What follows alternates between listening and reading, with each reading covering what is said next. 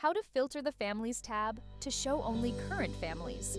Welcome to this training video on filtering the Families tab to display only current students. Start by navigating to the Families module. You'll find various status options in the status column. This includes pending children, which indicates that a child is awaiting confirmed registration or is on the waitlist. The future status includes children with upcoming registrations. Inactive and past students will also appear in this column.